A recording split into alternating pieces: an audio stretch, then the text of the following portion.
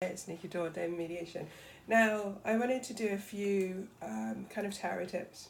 So I've got my phone because I've got a PDF on my Dropbox, which kind of goes through some of these exercises. Now, a lot of these exercises I picked from books that I love, like 78 Degrees of Tarot and things like that. So I kind of wanted to go through a couple, just because I thought it'd be quite. I don't do a lot of kind of, I guess, tarot content on here, so I thought, why not?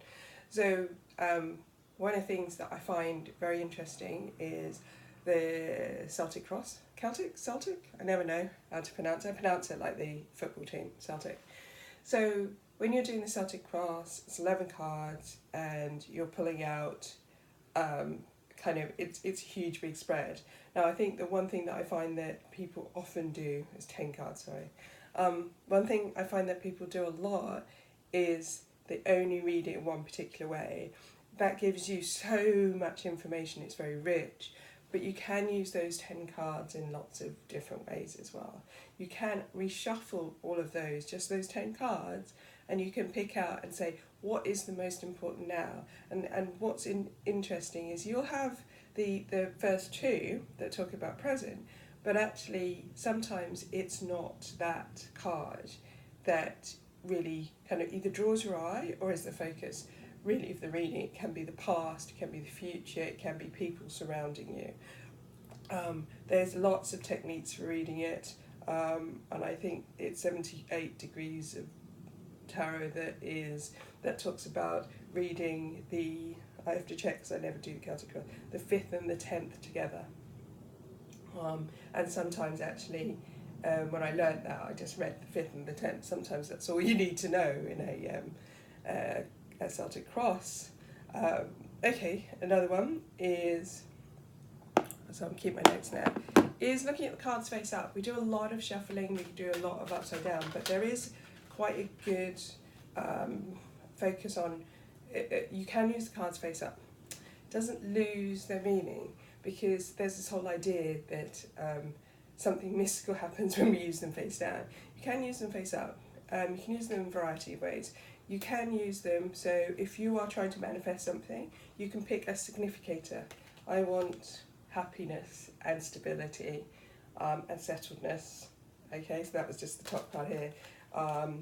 I want a new financial start. That is that. I literally haven't picked any of these cards. This one is, I want to be that woman. I want to be someone who is abundant financially, and also, you look here, she's got the grapes as well. So she has what she wants, and she's independent. So you can use lots of different cards to signify whatever you want to. It tells you a lot about yourself, so you can use it that way. You can do a whole spread that way by selecting the cards and seeing what cards you want there. It also plays with the energy as well, because you're creating, manifestation is about creation of opportunities when you're doing that. So it also helps to know what cards you're afraid of picking, and that's good to work through, journal, and why are you afraid to pick it. It also sometimes goes, okay, I don't feel right with that combination. Why are these all yellow cards? Why is that? So it brings out really good things. You can also do this is a gold card, and then you can pick face down the cards leading up to it, which is another method, or a card surrounding the situation or the thing that you've picked.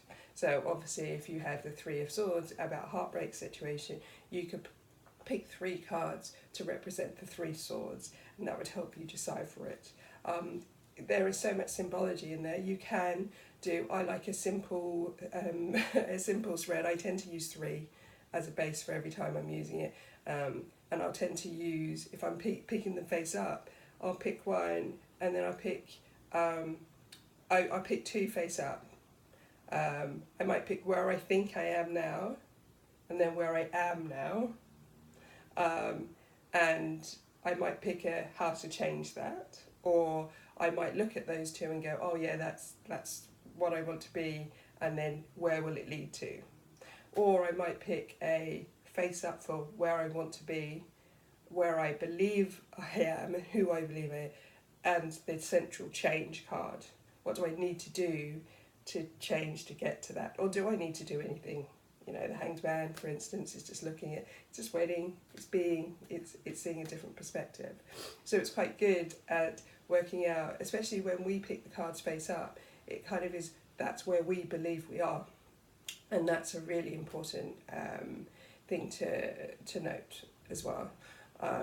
Because sometimes we think we are a place and then the cards tell us exactly where we are. So it's quite good to compare those. You know, if we think we're a queen and we're a page, then in a certain situation, then we have a perception that is perhaps could be, you know, sabotaging us, or it could be the fact that we think we're, you know, you can be a mature person, but you can be in a certain situation, you can be a page. It can be the opposite, and so you can be really young in age, and then you can be in certain situations you can be a king, or you would have a princess in certain decks, which are the highest. But you can be all these ones, all these different roles. Tarot isn't kind of, it doesn't. It depends on what question you're asking, and the cards relate to that. So picking it face up.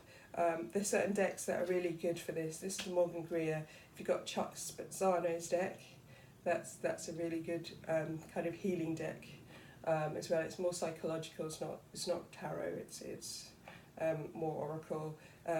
Lenormand also, and Kipper, because you have certain significator cards, and they work very heavily on significator. So if you want to look at love, you go, okay, let me look at that card. You can also do it with a deck. A quick one is what the card that you want. It works easier. I tend to use this more with Lenormand decks. But so you find the card that you want to see, say the Two of Cups. So you're looking for the Two of Cups.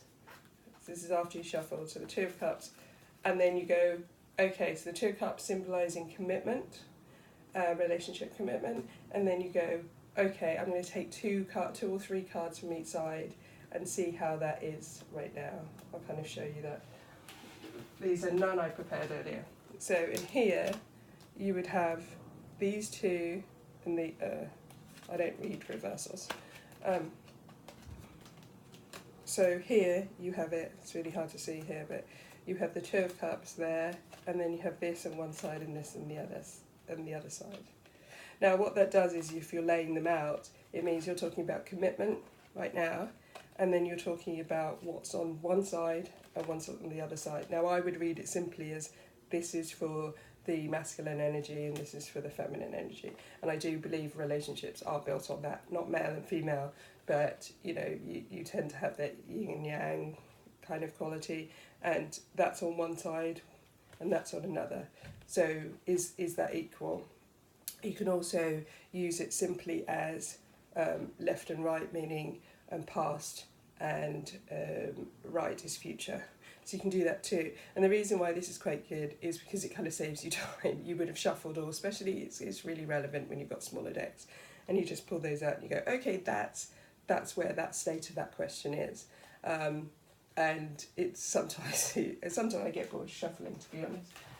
That's another way that you can do that, and a lot of different oracle systems use that as well. So you can use any significator that you want, even though tarot is not as heavily uses significators as heavily as, say, Lenormand or Kipper, which are, I guess, a bit more direct and a bit more focused on prediction in my... even though tarot can be used for prediction as well, I think that a lot of the time people have moved a little bit away from it. But if you just want to, also timing, you can actually, there's several timing methods, but if you want quick and dirty, you just go through looking for the ace of a particular suit. So until you find the ace of pence, which I was showing earlier, and then you go, okay, so I want to find that signify it's either a time of year or a type of time, a time frame.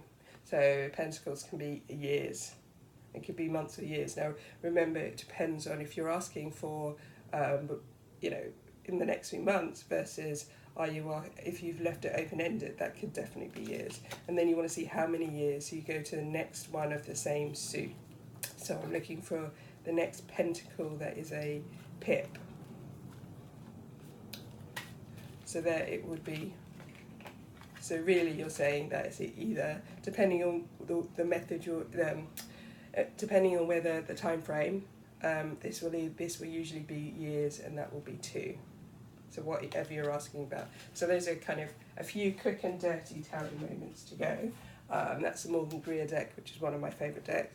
And hopefully I'll do a few more, and maybe I'll be a bit more prepared and not kind of throwing them all around. Let me know how you enjoyed it. If you can subscribe, please do, because I still want my vanity URL. Anyway, have a good day.